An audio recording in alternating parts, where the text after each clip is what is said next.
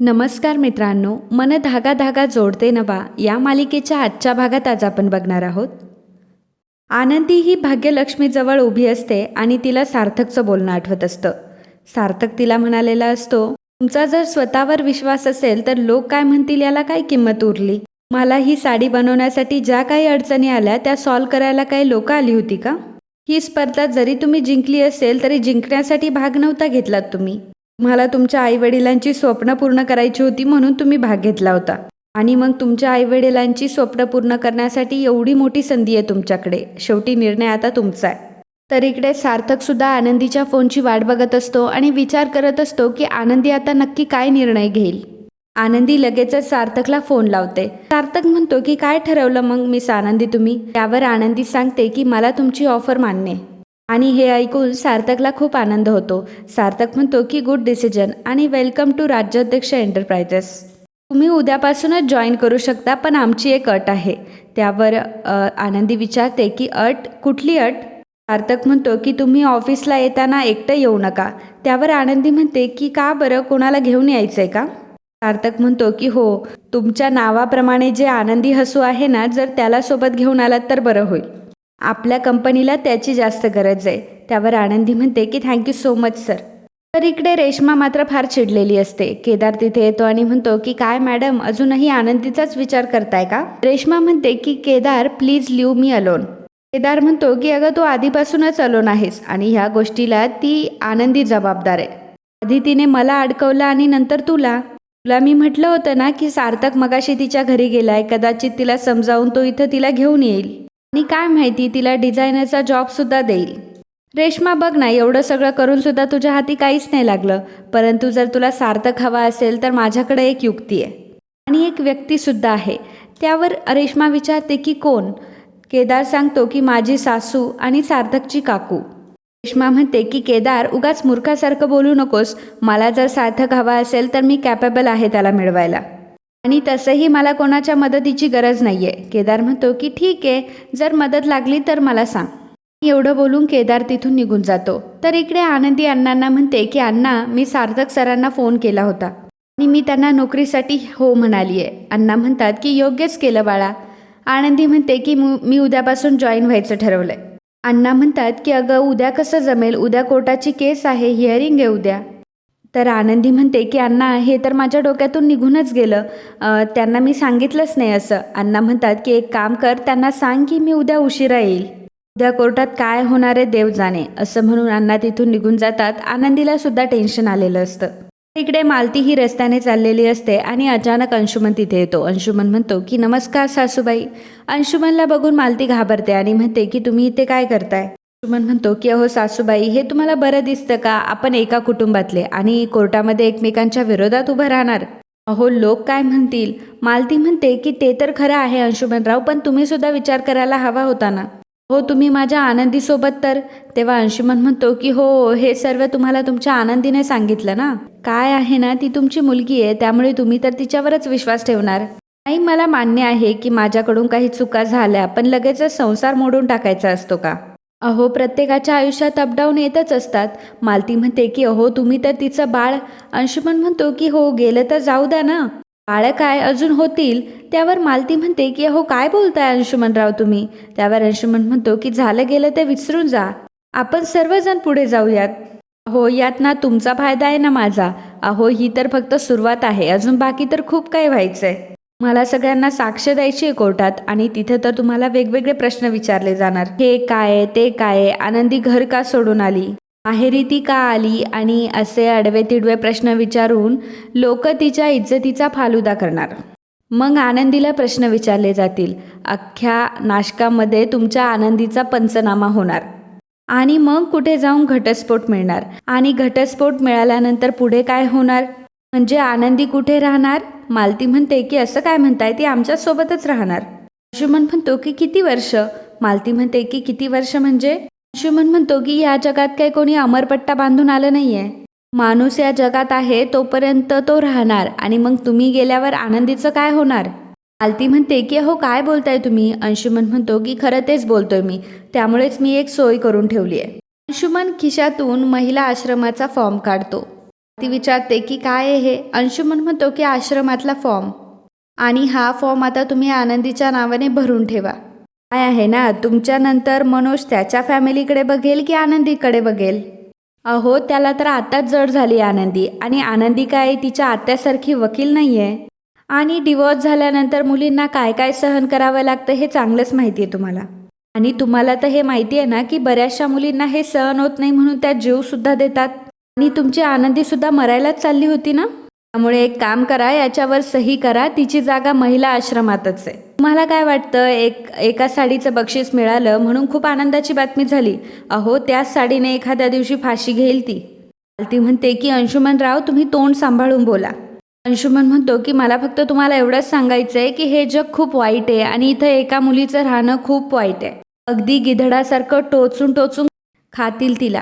घटस्फोट घेतलाय म्हणून लोक वाटेल तसं बोलतील. अगदी तिचं जगणं मुश्किल होऊन जाईल, आणि त्यातल्या त्यात तिच्यावर हापापलेल्या पुरुषांच्या वाईट नजरा पडतील. ते तिला कधी ओरमडून खातील तुम्हाला पण कळणार नाही.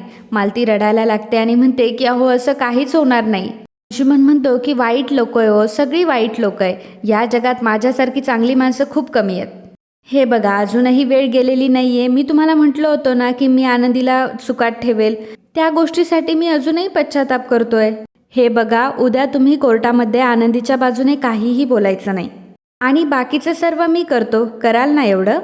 बघा, कोर्टात हे सांगा की या दोघांना एकत्र राहू द्यात, आणि हा डिवोर्स मला मान्य नाहीये. अहो, आई वडिलांच्या साक्षेला खूप महत्त्व असतं कोर्टात, आणि जर तुम्ही असं केलं नाही तर माझे वकील आनंदीला असे आडवे तिडवे प्रश्न विचारतील की आनंदीची पार वाट लागून जाईल. आणि सगळ्यात महत्त्वाचं म्हणजे घटस्फोट झाल्यानंतर मी आनंदीच्या वाटेतून बाजूला होईल असं वाटतंय का तुम्हाला? मी आनंदीला सुखाने जगूच देणार नाही. मी तिला भयंकर त्रास देतच राहणार. त्यामुळे उद्या तुमच्या मुलीच्या हिताचं बघा काय, नाहीतर मग हा आश्रमाचा फॉर्म आहेच तुमच्याकडे. अंशुमन मालतीच्या हातामध्ये तो फॉर्म ठेवतो आणि तिथून निघून जातो. मालतीला मात्र भयंकर टेन्शन आलेलं असतं. तर इकडे आनंदीने सार्थकला फोन केलेला असतो, परंतु सार्थकचा फोन अरविंद उचलतो. अरविंद म्हणतो की हॅलो. त्यावर आनंदी म्हणते की हॅलो सर, मी आनंदी बोलतीये, आनंदी वर्तक. सार्थक सर आहेत का तिथे? त्यावर अरविंद म्हणतो की कोण सार्थक सर? आनंदी विचार करते की हे असं का बोलताय, बहुतेक माझ्याकडनं रॉंग नंबरच लागला गेला. आनंदी पटकन कॉल कट करून टाकते. इकडे सार्थक आलेला असतो. सार्थक अरविंदला म्हणतो की बाबा, कोणाचा फोन होता? त्यावर अरविंद म्हणतो की रॉंग नंबर होता, आणि तू माझ्या खोलीत काय करतोयस, कोण आहेस तू? सार्थक म्हणतो की हो बाबा, सार्थक आहे मी. अरविंद म्हणतो की मला नाही माहिती कोण सार्थक ते. सार्थक म्हणतो की अहो बाबा, मी तुमचा मुलगा आहे, तुमचा मुलगा सार्थक. अरविंद म्हणतो की मी नाही ओळखत कुठल्या सार्थकला वगैरे. आणि मग सार्थक अरविंदला म्हणतो की तुमच्या बोर्डवरती सगळं काही लिहिलंय, चला बरं तुमच्या खोलीत. आणि मग सार्थक अरविंदला तिथून घेऊन जातो. तर इकडे सर्वजण मालतीची वाट बघत असतात. तेवढ्यातच मालती तिथे येते. तर इकडे लीना म्हणते की अहो काय झालं आई, तुम्ही तर चिवडा द्यायला गेला होता आणि चिवड्याची पिशवी तर तशीच आहे. त्यावर मालती म्हणते की घराला कुलूप होतं. लीना म्हणते की अहो आई, ते तर मला म्हणाले की ते घरीच आहेत. अण्णा म्हणतात की काय झालं ग, ठीक आहेस ना? मालती मात्र फार घाबरलेली असते. मालती काहीही न बोलता तिथून निघून जाते. तर आनंदी म्हणते की अहो अण्णा, काय झालंय आईला? अण्णा म्हणतात की उद्या कोर्टात साक्ष आहे ना, बहुतेक त्याचंच टेन्शन आलंय तिला. तर इकडे रात्रीच्या वेळी आनंदी रस्त्यावरून चाललेली असते, आणि दोन गुंड म्हणतात की ही तीच मुलगी आहे जिचा घटस्फोट झालाय. आणि ते दोघंही मुलं आनंदीच्या पाठीमागे लागतात. तर आनंदी त्यांना सोडा सोडा असं म्हणत असते. तर ते मुलं म्हणत असतात की नाही सोडणार, काय करशील?